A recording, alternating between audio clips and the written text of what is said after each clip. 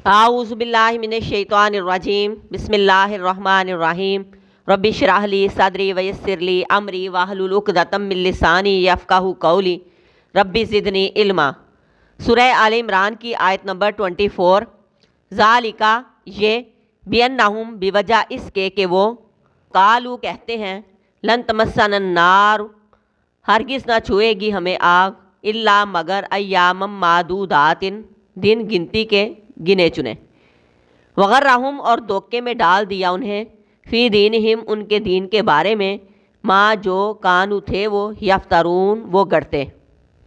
अमल से ज़िंदगी बनती है जन्नत भी जहन्नुम भी, ये खाकी अपनी फितरत में न नूरी है न नारी है। अहले किताब हक़ से क्यों मुँह मोड़ते हैं, हक़ को कबूल क्यों नहीं करते, अल्लाह तबारक व तआला के अहकामात क्यों नहीं लेना चाहते।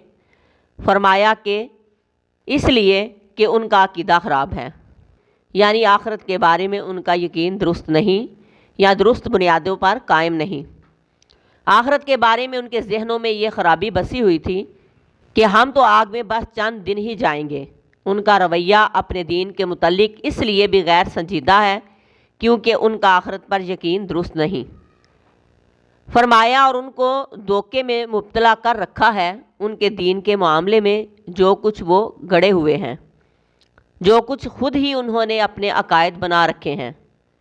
उन गुमानों ने उनको धोखे में डाला हुआ है। उनको ये था कि हम तो आग में जाएंगे ही नहीं, हम तो बहुत ख़ास लोग हैं और अगर गए भी तो चंद दिन बाद हम निकाल लिए जाएंगे। इनके उलमा ने इनके जहनों में बिठा रखा था कि तुम लोगों ने 40 दिन बछड़े की पूजा की थी तो ज़्यादा से ज़्यादा अगर तुम आग में गए भी तो 40 दिन जाओगे।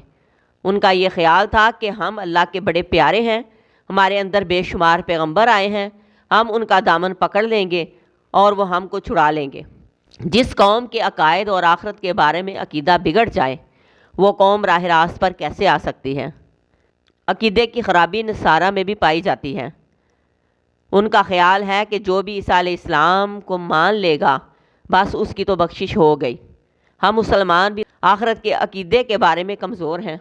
हम में से भी बाज़ मुसलमानों का ख्याल है कि हम आप सल्लल्लाहु अलैहि वसल्लम की उम्मत हैं, आप सल्लल्लाहु अलैहि वसल्लम के उम्मती हैं, लिहाजा हम अमल करें या ना करें हमें कोई फ़िक्र की ज़रूरत नहीं।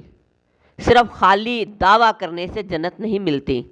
अगर आप सल्लल्लाहु अलैहि वसल्लम की उम्मत हैं तो आपकी पैरवी भी करनी होगी, दीन अपनाना होगा। वो दीन जिसकी तबलीग करने में, जिसको फैलाने में आप सल्लल्लाहु अलैहि वसल्लम ने सख्त मेहनत की, उस दीन को अपनाना होगा, उसको आगे पहुंचाना होगा और उस पर अमल भी करना होगा।